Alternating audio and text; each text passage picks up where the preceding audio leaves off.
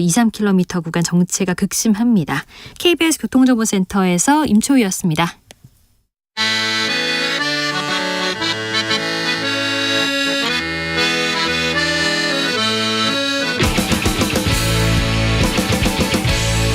역사를 잊은 민족에게 미래는 없다. 역사에서 배우고 미래를 열어가겠습니다. 애국심으로 미래를 여는 남자들, 애국미남단. 애국미남단 1호 단원입니다. 역사학자 전호영 교수님 어서 오세요. 네, 안녕하세요. 덥죠? 예, 오늘 소서죠? 네. 예. 아유, 조금만 더워야 되는데 이렇게 더워서 올 여름 어떻게 하나 막 그런 걱정도 됩니다. 기후 변동이 네. 뭐 좀 어떤 영향을 미칠지 네. 아직도 감도 안 잡히잖아요. 그래요. 우리 앞에 다가온 현실이 예. 됐어요. 뭐 북극 얼음이 녹아서 네. 이제 해수면이 높아지고 해일 같은 것들이 자주 일어날 가능성도 있고 뭐 좀 이게 해안가에 있는 원전들이 어떤 영향을 미칠지 좀 불안하기도 하고 예. 좀 그런 상황인데 예. 좀 어떻게 견뎌야 될지도 잘 모르겠습니다. 이미 마지막 시침은 지나갔다. 인간이 되돌릴 수 있는 네. 그런 얘기들도 하고요. 선생님은 여름 예. 무더위 나는 좀 비책 같은 게 있습니까? 없습니다. 없어요? 예. 네. 아 그렇구나. 뭘 또 여름에는 뭘 한다던가. 원래 예. 우리가 피한이라는 말은 없어요. 그래요? 추위는 도망갈 수가 없어요. 네. 근데 피서는 있어요. 예. 더위는 피해서 도망 다닐 수가 있거든요. 네. 그래서 옛날부터 피서라는 말을 썼죠. 예. 그러니까 도망 다니는 방법들이 뭐 아주 옛날에는 좀 시원한 계곡이나 물가로 놀러 간다던가 예. 뭐 이러는 거였었는데 네. 근데 요즘에는 뭐 호캉스니 뭐니 해서 예. 이제 그 전자냉방, 에어컨 시원하게 나오는 데서 이제 숨어 있는 이런 방법들을 쓰곤 했었죠. 네. 근데 아무래도 사실은 보통 사람들에게는 좀 그 여름이 네. 뭐랄까요, 더 견디기 어려운 추위. 사실은 이제 땔감 때문에 겨울에 돈이 드는 거지만 네. 더 견디기 어려운 부분들이 있었던 것 같아요. 신영복 선생이 옛날에 네. 감옥에 오래 있었잖아요. 네. 그러면서 그런 글을 쓴 적이 있어요. 네. 감방에 있으면 네. 여름에는 사람이 싫어지고 네. 겨울에는 사람이 좋아진다. 네. 온기를 나눌 수 있어서 좋아지고 예. 그 열기가 자기 몸에 이제 미치기 때문에 싫어진다. 같은 방에 있는 네. 사람들이 그런 얘기를 한 적이 있었던 거거든요. 네. 모처럼 이제 어차피 더우니까 가족끼리든 이웃끼리든 괜히 불쾌질 수는 없다고 싸우지 않는 그런 좀 인격 수양이 필요한 시점이 아닌가 싶습니다. 그렇기도 합니다. 네. 근데 사랑하는 사람하고는요. 예. 더울 때도 이렇게 붙어 있어도 좋잖아요. 잘 모르겠어요. 옛날 얘기여가지고 잊으셨구나. 네, 알겠습니다. 선생님, 그런데 최근에요. 고 백선엽 장군 친일 반민족 행위자라는 표현 삭제하는 방안을 국가보훈부에서 추진하고 있습니다. 박민식 장관은 백선엽 장군 친일파가 아니라는 것에 직을 걸고 이야기할 자신이 있다 이렇게 얘기했는데 이거 역사학자로서는 어떻게 보셨어요? 일단 좀 직이라는 거에 대해서 좀 짚고 넘어가야 될 것 같아요. 지금 뭐 예전에 한동훈 장관, 그다음에 이번에 박민식 장관하고 원희룡 장관까지 장관들이 걸핏하면 직을 건다는 얘기를 해요. 예. 근데 우리가 직업 그러는데 직과 업이 달라요. 전혀 달라요. 그러니까 직은 하늘이 맡긴 일이다라고 이제 해석하면 돼요. 업은 먹고 살기 위해서 하는 일이다. 네. 그래서 천직이라고 하고 생업이라고 하죠. 그리고 이 천직은 세상을 더 좋게 만들기 위한 일이기 때문에 뭐 공직이든 교직이든 관직이든 이런 데 쓰고요. 업은 공업상업 농업할 때 그냥 먹고 살기 위해서 하는 일로 쓰거든요.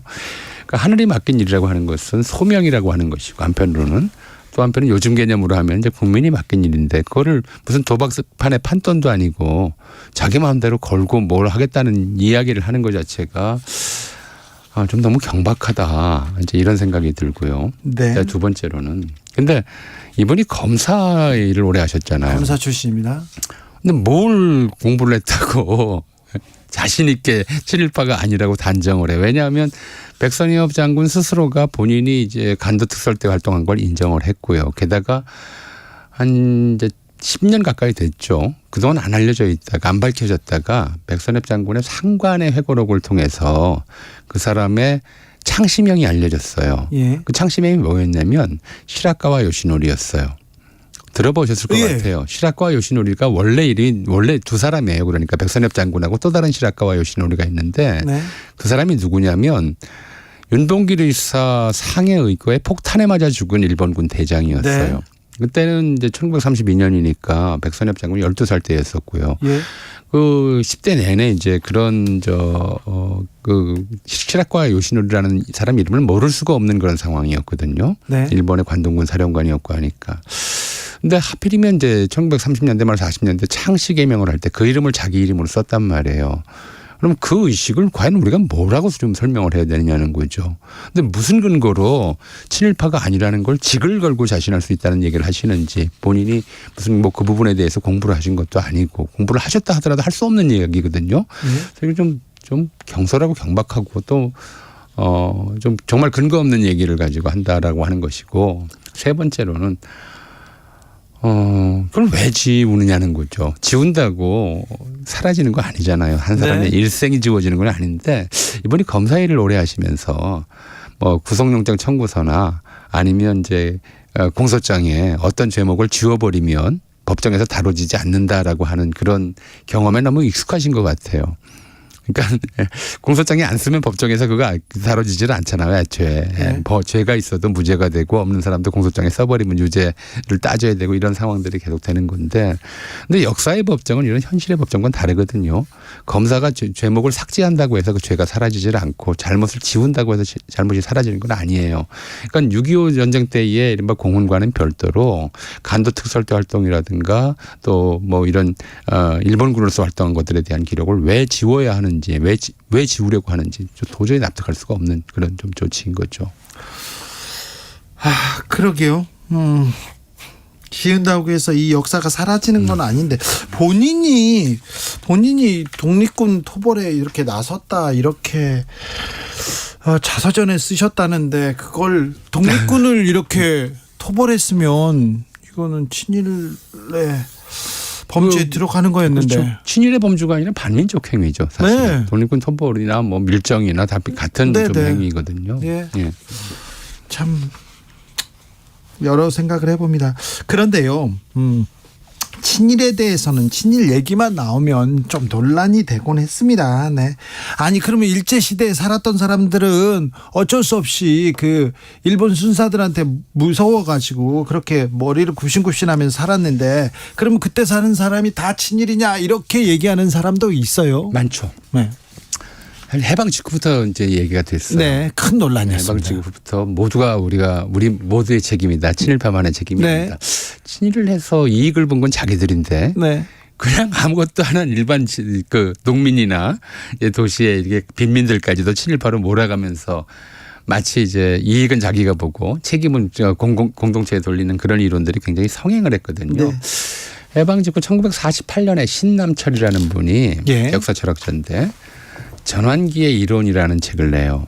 사실 나중에 이영애 선생이 쓴 전환시대의 논리가 그 책을 조금 이제 책 그렇군요. 제목을 약간 좀 이렇게 네, 그러네요. 참고를 했어요.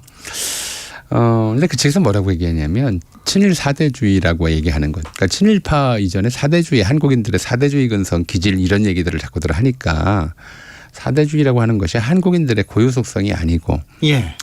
좀 일본화하자 보자면 이제 민족이 분열되어 있고 예. 주변에 강대한 외세가 있을 때 그중에서 좀 더 불의한 세력이 자기 외세와 결탁하면서 자기 불의를 은폐하려고 네. 이제 외세 하는 행위다. 그게 사대주의다라고 이제 정리를 해. 자기가 직접 겪어왔던 시대니까. 그러니까 사실 보면 동학농민운동이나 의병운동이나 독립군이나 이런 사람들은 사대주의가 아니었잖아요. 예. 그러니까 엄청나게 힘센 상대와 맞서 싸운 사람들이란 말이에요. 그런 사람도 있어요. 독립운동한 사람들도 그리고 또 있잖아요. 일반인들도 네. 그런 사람들하고 심리적으로 지지하고 정신적으로 돕고 물질적으로 너무 어려워도 네. 어려운 상황에서도 물질적으로 돕고 그랬단 말이에요.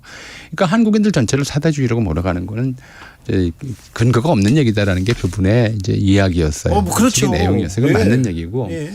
그런데 이제 어떤 일들이 벌어지냐면 그런 상황에서 이제 사익만을 추구한 사람들. 네. 공동체의 안녕이나 이익은 무시하고 그걸 배반하고 자기 사익을 추구하기 위해서 일본에 잘 보이려고 한 사람들의 행적이 이제 보통 사람의 친일로 나타나는 거죠. 우리가 예를 들어서 관공리, 총독부 경찰이나 뭐 검찰 그리고 그 밖에 무슨 지식인들 뭐 이제 정신대로 나가라 아니면 군에 자원 입대해라 이런 식의 연설을 했던 이제 선동을 했던 그런 사람들 빼고 일반인들의 친일 양상은 어땠느냐 뭐 연구는 꽤 돼 있는데 좀 이렇게 보시면 돼요.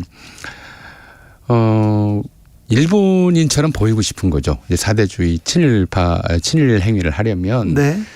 조선 이광수가 그렇게 얘기를 했거든요. 조선인이라고 하는 것을 뼈와 살과 피까지도 전부 버리고 완전히 일본인이 되어야 한다 이런 얘기를 했단 말이에요. 네. 그 말에 동의한 이제 그룹들이 어떤 행동들을 하냐면 일본인처럼 보이고 싶은 거죠. 그런데 일본인이 아니면서 일본인처럼 보이려면 어떻게 행동을 해야 되냐면 일본인보다 더 일본인다워야 된다. 그래서 친일파가 더 악랄하게. 일본인보다 더 일본인다워야 된다. 이런 이제 일종의 자기 강박관념 같은 게 생겨요. 1937년 이제 중일전쟁 이후에 바로 이제 이런 어떻게 보면 민간인들이 그런 의식에 조종당해서 친일행위를 하는 사람들이 나타나기 시작해요. 아주 일부인데 대표적인 예가 이제 1937년 홍천 무슨 양성소 농업요원 양성소 학생들 한 10여 명이 네. 무슨 일을 하냐면 자기 손가락을 베어서 네. 그 피로 일장기를 그려요. 그리고 그거를 이제 일본 군대에 보내달라고 위문품으로 이렇게 보내는 거죠. 혈서 쓰는 사람들이 있었어요. 예. 그때. 네. 그러니까 이걸 혈념국기라고 그랬어요. 네. 피로 물들인 국기다라고 해가지고. 근데 이게 유행이 돼가지고 네. 1930년대부터 1940년대, 40년대까지 심지어 초등학생들, 당시에는 이제 소학교였고 국민학교였죠. 국민학교 학생들까지도 이 혈념국기를 혈서를 써야 돼요? 예, 써서 보내는 게 유행이 되고 그런 학교가 나오면 이제 담임이 칭찬받고 이런 일들이 이제 광범위하게 벌어지죠. 그리고 1939년에 굉장히 좀 흥미로운 일이 일어나요. 이게 당시 애국노인 이원하. 애국공 이원화 사건이라고 해서 뭐 당시 총독부 기관지에서 대대적으로 보도한 사건인데 전체 사건의 좀 스토리가 나중에 우리가 60년대 좀 학교 때 열심히 배웠던 이승복 사건하고 굉장히 흡사해요. 네. 70 넘은 이제 이원화라는 노인이 인사불성 상태로 누워 있었대요. 이제 중병에 걸려서 오늘 내일 하던 중이라서 그 부인이 간병을 하고 있는데 새벽에 깜빡 존 사이에 없어졌다는 거예요. 네. 이 노인이 어디서 발견됐냐면 거기서부터 한 200m, 500m 정도 떨어진 일본 국기계양대 밑에서 시신이 발견됐다는 거예요. 그래서 그 신문은 제목이 뭐라고 뽑혔냐면 국기 밑에서 죽고죠. 일장기 밑에서 죽고자. 이제 마지막 쓰러져가는 육체를 네. 그 애국심으로 부양해서 지탱해서 거기까지 다 죽어가던 사람이 인사불성이던 사람이 국기계양대까지 걸어가서 일장기를 보고 네. 일장기를 보고 죽었다. 그래서 애국공 이원화 본받기 운동이 전국적으로 벌어지고. 그럼 어떻게 해야 됩니까? 댓글로 기억해야 됩니까? 그러니까 이제 국기를 그만큼 이제 신물로 생각하라, 네. 목숨처럼 생각하라, 일장기를 생각하라는 거였죠. 네. 그리고 영화로 만들어지고 그 고향에 흉상도 생기고. 이런 이제 동상도 지어주고 총독이 직접 그 집을 방문하고 네. 이런 식의 대대적인 이제 애국심 총동원 운동이 벌어진 거죠. 당시에는 그걸 국민정신 총동원이라고 그랬어요. 조선인도 국민정신 총동원을 해야 된다.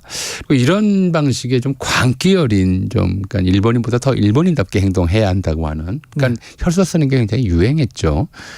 이런 좀 강박관념에 이제 출세욕 그걸 가진 사람들이 거기에 좀 휩쓸려 있었던 상황이었고요. 또 그런 걸 좀 강압적으로 요구하는 일들이 굉장히 많아서 잘 아시다시피 뭐 국어 상용인위에서 우리말 못 쓰게 하고 창씨개명에서 이런 다 바꾸게 하는 것들이야 강압에 의해서 한다 하더라도 또 어떤 경우에는 좀 자발성이 보이는 것들도 있었거든요. 특히 종교계가 좀 심했어요. 천주교도 그렇고 그렇죠. 기독교도 그렇고. 이거는 네. 이쪽에서도 신사참배를 오히려 종교계에서 더 부르짖고 앞장서고 이게 그랬어요. 우상숭배인데 네. 분명히 우상숭배인데 게다가 당시 일본 천황을 뭐라고 불렀냐면 현인신이라고 그랬단 말이에요. 현재 사람의 몸속에 들어와 있는 신이다. 네. 현인신이다. 이건 사람 몸속에 들어와 있는 신은 예수 그리스도랑 똑같은 존재잖아요. 네. 그럼 그걸 어떻게 현인신을 추앙하는 것을 종교를 믿으면서 유일신을 믿으면서 어떻게 할 수가 있겠어요.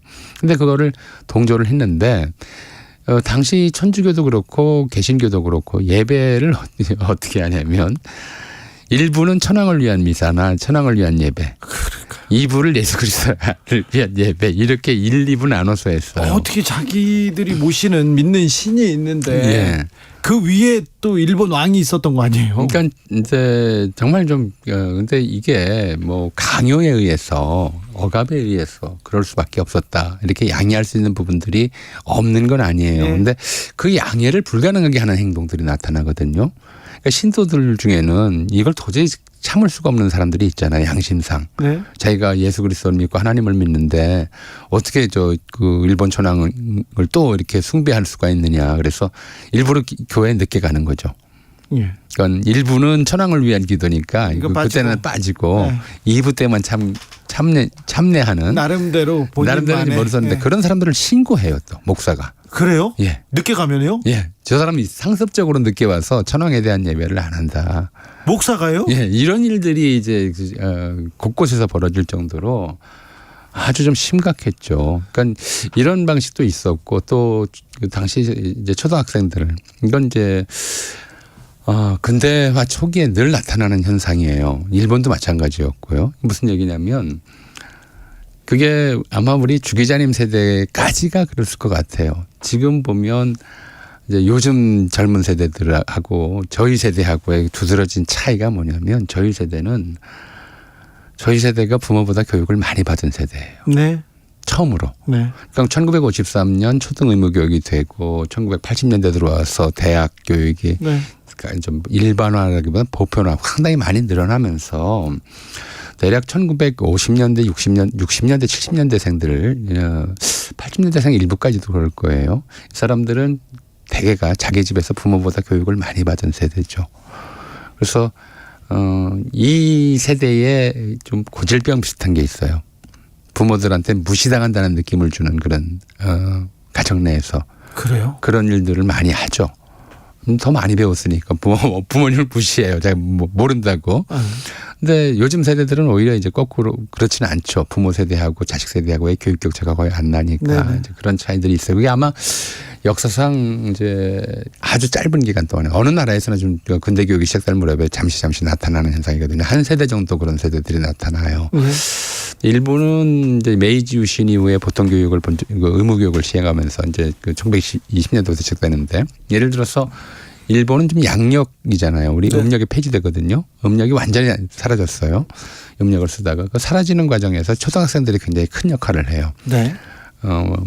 부모들이 이제 학교에서 교사들이 학생들한테 이 음력은 중국인들의 야만적 풍속이다. 음력 쓰지 마. 양력 쓰도록 부모를 설득해라. 그럼 부모가 설득되는 거죠. 네네. 이런 과정을 통해서 했거든요. 근데 우리도 이제 해방 이후에 보면 또 이제 근대 교육 시작된 이후에 보면 학생들이 이제 그런 경우들이 좀 있는데 특히 1930, 40년대에도 이런 소학교 학생들을 통해서 부모들한테 조선말 쓰지 못하게 하기.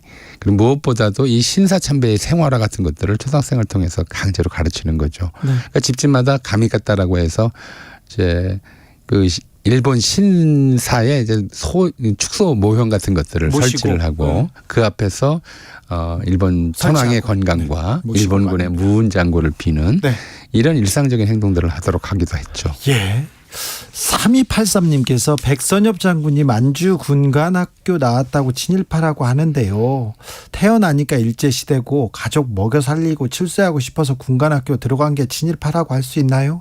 당시 중고등학교 선생들이 칼을 차고 가르치던 시절입니다. 선생이 때린다고 조선말로 아야 하면 그렇게 더 맞던 시절도 있었습니다. 이렇게 얘기하십니다. 그러니까 그게 다들 그랬다면 그런 얘기가 가능하겠죠. 근데 당시 이제 그 정도면 인텔리층이잖아요. 지식인이잖아요. 그 지식을 가진 사람이 판단할 수는 있죠. 그러니까 태어났을 때 식민지다. 1920년 태어났을 때 식민지 맞죠. 근데 식민지 상황에서 네. 그때 태어나서도 독립운동한 분들이 있기 때문에 사실 그런 분들이 네. 하나의 이제 좌표라고 하는 거거든요. 네. 우리가 이제 헷갈리죠. 네. 사실은 선택하는 게 늘 헷갈려요. 그러니까 네. 저는 이제 그런 생각을 하는데 안중근 의사가 예. 또는 윤봉길 의사가 그 의거를 한 이유가 뭐냐. 의거를 한 이유가 뭐 이토 히로부미를 죽인다고 독립이 되는 것도 아니고 시라카와 요시노를 그 폭탄을 던져서 죽였다고 해서 바로 독립이 되는 것도 아니고 네. 본인들도 알고 있었어요. 그럼요. 그 일본 검찰이 그렇게 얘기를 하죠. 네가 그런다고 이게 무슨 조선의 운명에 무슨 영향이 있겠느냐. 근데 그 사람들은 두 분 다 똑같은 얘기를 해요. 네. 내가 이렇게 함으로써 우리 민족에게 옳고 그름의 기준을 알리고 싶었다는 거죠. 네. 목숨을 그렇죠. 바쳐서. 내 목숨을 바쳐서 예. 이런 사람들도 있는데 그렇죠. 그렇게까지 먹고 살겠다고 해야 되느냐. 너 먹고 살려고 민족을 배신하고 이런 불의를 용인하고 거기에 합세해서 그렇게 행동하는 것이 옳으냐. 이걸 가르치려고 했던 거예요. 그래서 자기 목숨을 던진 거란 말이에요. 그렇죠.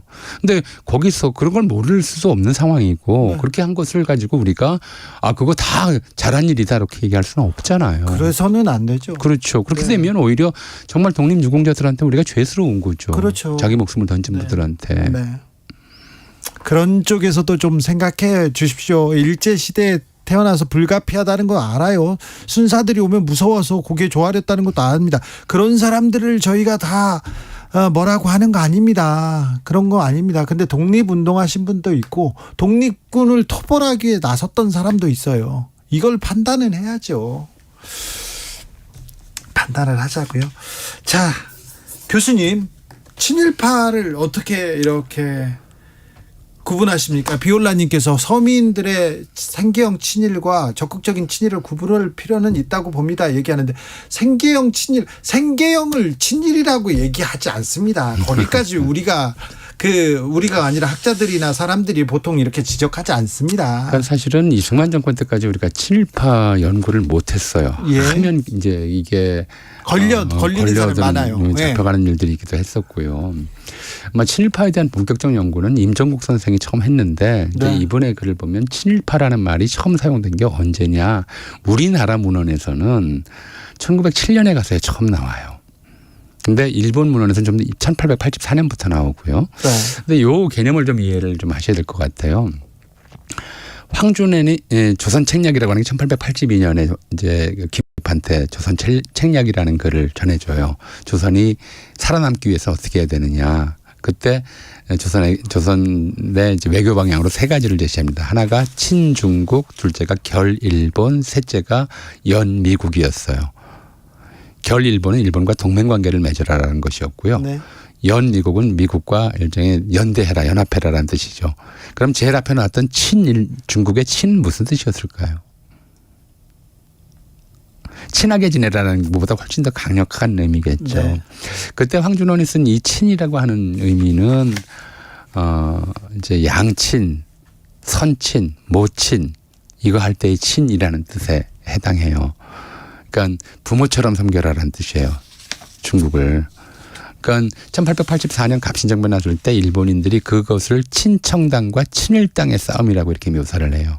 중국을 부모처럼 여기는 수구파와 일본을 새롭게 부모처럼 여기려는 이제 개화파 간의 싸움이었다. 이런 식으로 묘사를 하는 것이고 네. 1907년에 이제 그것도 국내에서는 못 나오고 해외에 이제 신한민보 이런 데서 기록이 나오는데 거기서 친일파는 일본을 부모로 섬기면서 자기 동포와 자기 군주와 이런 사람들을 괴롭히는 사람들 이런 식으로 표시를 하죠. 그러니까 자기 이익을 위해서 외국 세력의 외국과 이해가 일치돼서 외국 세력을 마치 부모처럼 섬기면서 자기 동포, 자기 형제들을 팔아넘기고 괴롭히는 사람들 이런 뜻으로 이제 쓴 거거든요. 그러니까 이제 그래서 민족 반역 행위가 확실한 거. 예컨대 이제 먹고 살기 위해서 말단 순사로 들어간 사람들을 우리가 친일파라고 부를 수 있느냐 이런 거고요. 그건 뭐 시키는 대로 하는 정도니까. 근데 그 중에서 그러니까 친일 반민족 행위 그러니까 예전에 이제 사전이 있잖아요. 그 사전 편찬할 때 기준을 세웠어요. 총독부 고위 관료 네. 그리고 이제 알려져 있는 유명 지식인으로서 좀 노골적으로 친일 언동을 한 사람들 이런 사람들을 넣었을 뿐이지 무슨 뭐 면장이나 석이나 이제 경찰 하급 관리나 이런 사람들은 친일파 명단에서 다 뺐죠. 뺀 이유가 그런 것이었어요.